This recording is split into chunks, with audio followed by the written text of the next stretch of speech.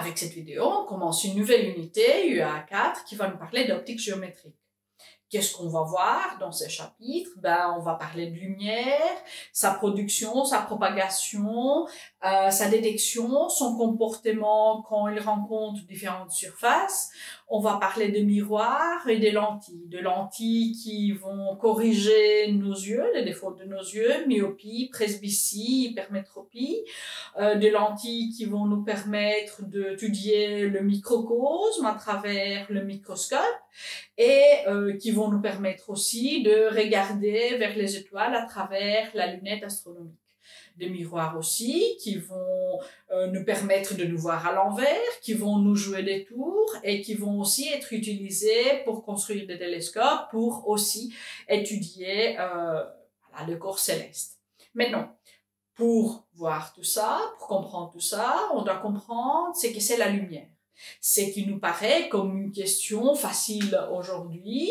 Maintenant, on a tout résolu. On sait qu'il y a une dualité entre ondes et particules. Mais qu'est-ce que ça veut dire et comment est-ce qu'on est arrivé là? Pendant des siècles, il y a deux scientifiques qui se sont débattus finalement sur la nature de la lumière, de carrières détruites, des réputations faites exactement sur le dos de cette question. Alors, finalement, qu'est-ce que c'est l'onde et ce qu'on dit aujourd'hui à propos de la dualité? Qu'est-ce que ça veut dire dualité? Alors, en base de sa nature, la lumière est une onde.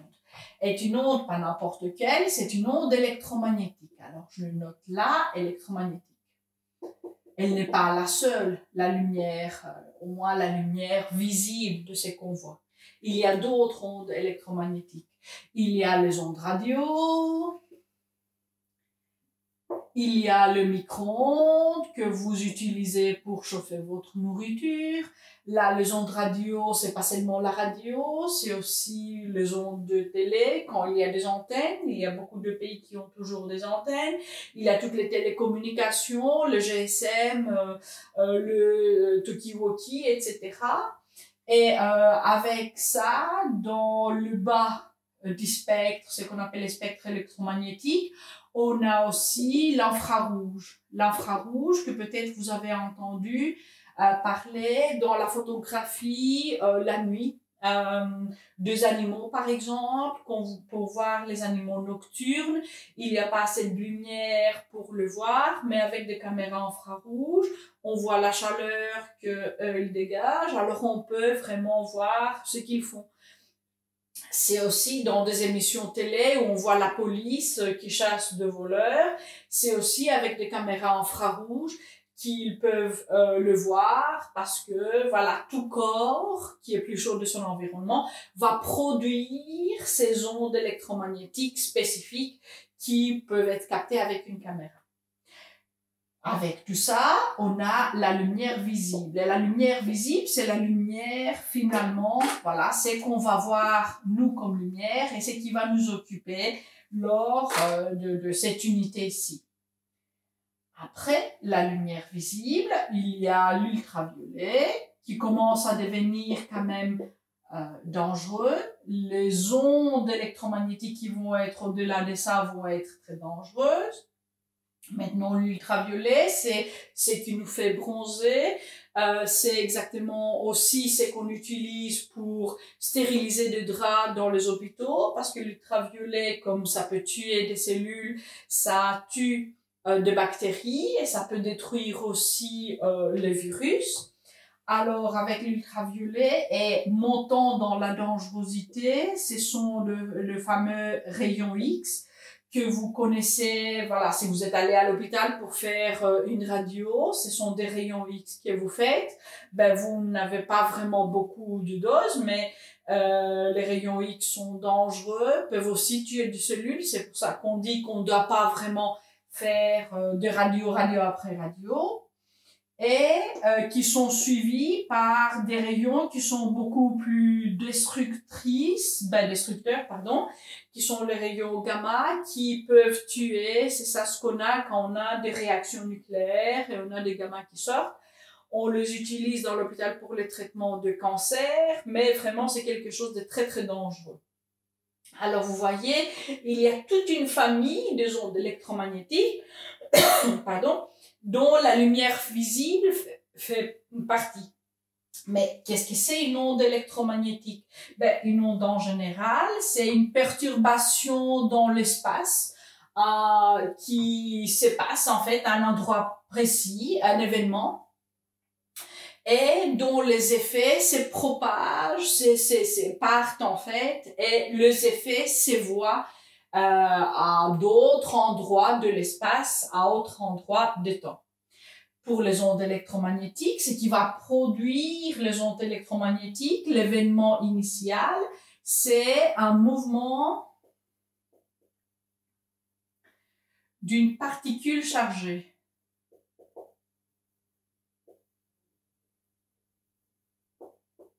Je vais écrire toute la phrase, particule chargée. Et pas n'importe quel mouvement, ce qui va nous intéresser de plus, c'est un mouvement spécifique qu'on appelle l'oscillation. L'oscillation, c'est un dandinement, c'est comme si la particule chargée écoutait à la musique et dansait avec dans un rythme. Ces rythmes vont nous être très très utiles parce que finalement, pour toutes les ondes électromagnétiques, alors tous les membres de cette famille, finalement, on aura la même chose, on aura la particule chargée qui va danser, mais la vitesse à laquelle elle va danser, combien d'ondinements par seconde, combien d'oscillations par seconde, va nous donner les différents types d'ondes.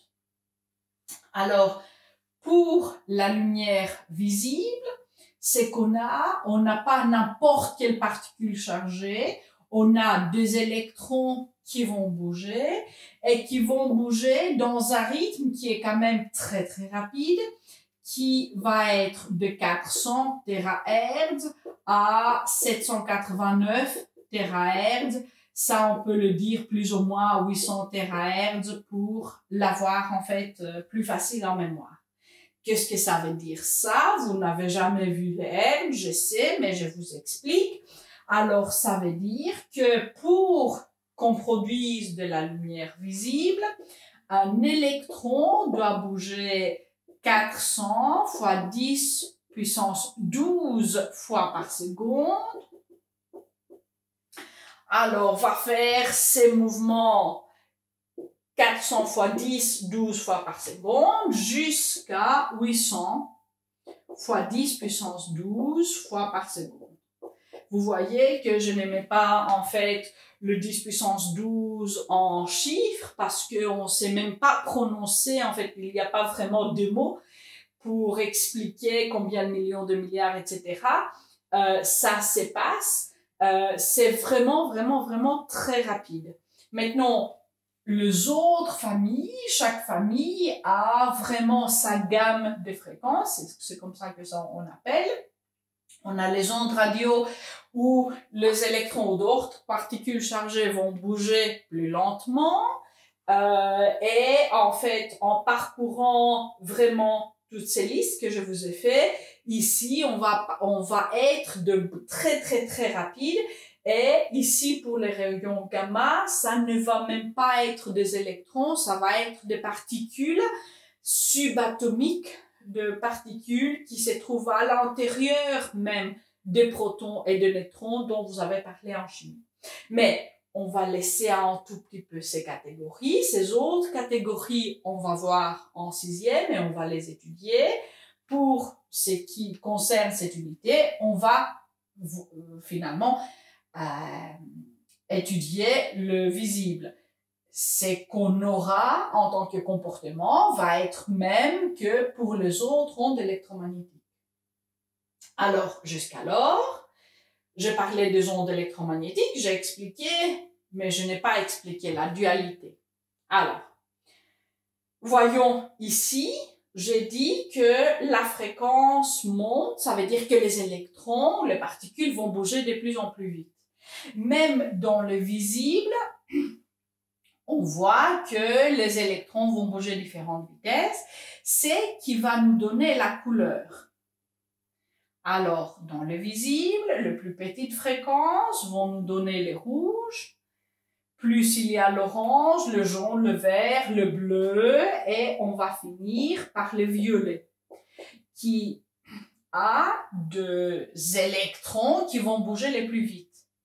Pas seulement bouger les plus vite, mais là, c'est qu'on dit, on dit que la lumière violette va être plus énergétique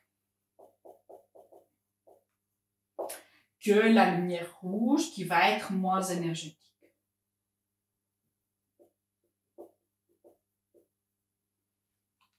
Et c'est exactement ça, c'est qui nous apporte vraiment à la notion de particules de lumière. Parce que ce qu'on sait aujourd'hui, c'est que la lumière qu'on voit, ce n'est pas une seule onde, mais c'est un ensemble de plusieurs ondes, de plusieurs paquets. Alors, je dessine plusieurs paquets. Et ces paquets vont avoir une ondelette. Une toute petite onde qui vraiment ne peut même pas être détectée par nos yeux. Et ce qu'on voit va être l'ensemble de toutes ces ondes. On ne peut pas avoir un demi-paquet. On doit avoir ces paquets à l'entier. Et chacun de ces paquets peut réagir pour lui tout seul, peut réagir avec la matière. Mais quand ces paquets réagissent, on ne peut pas avoir le demi-paquet, soit ce paquet va rester intact, soit ça va être absorbé, alors on a tout ou rien. Soit ce paquet existe, elle est telle quelle, elle ne peut pas changer, soit ce paquet va complètement disparaître et va être absorbé par la matière. Alors, chacun de ces particules, on les appelle photons.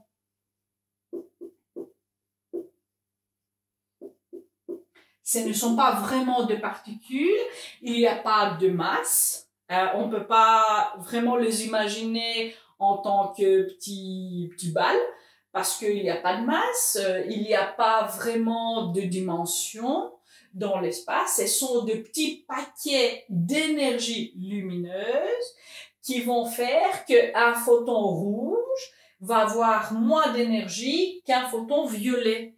Parce que ces paquets d'énergie vont contenir différentes quantités d'énergie selon vraiment la couleur, selon la fréquence qui est la lumière là.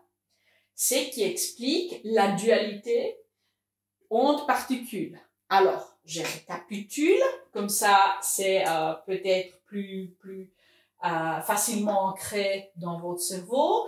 La lumière, c'est une onde électromagnétique. Elle est générée par des électrons qui vont bouger très vite pour nous donner ce que c'est la lumière visible, entre 400 et 800 THz.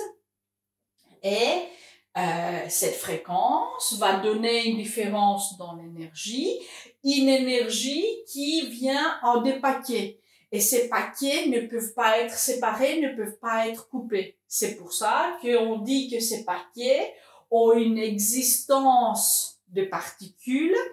Une particule qui n'a pas de masse, pas de dimension, mais une particule qui va contenir, qui est un paquet d'énergie, qui va contenir une quantité d'énergie, qui va soit exister telle qu'elle, soit disparaître. Ces paquets ne peuvent pas changer. Ne peut pas changer de lumière, ne peut pas changer de couleur, tout simplement. Elle ne peut pas, en fait, être coupée à moitié ou se doubler, que sais-je. On ne peut pas vraiment changer un photon. Soit il existe, soit il n'existe pas. Et ces photons, c'est une ondelette qui contient un tout petit peu d'énergie lumineuse. Maintenant, un photon est très peu en énergie. Pour le visible, on va parler de l'ordre de 10-19 joules, quelque part là. Alors, c'est trop peu pour nos yeux de détecter, mais quand on a plusieurs photons, tous ces photons vont donner finalement tous ces paquets d'énergie, ces petites énergies de Lego, vous pouvez imaginer, vont ensemble faire une lumière qui peut être détectée par nos yeux et qui peut même nous éblouir. Ça dépend combien de photons on a. Alors, Ayant dit ça, je vais vous laisser un peu digérer et la prochaine vidéo va se concentrer comment on produit cette lumière, comment on va faire finalement que des photons vont commencer à exister de rien du tout.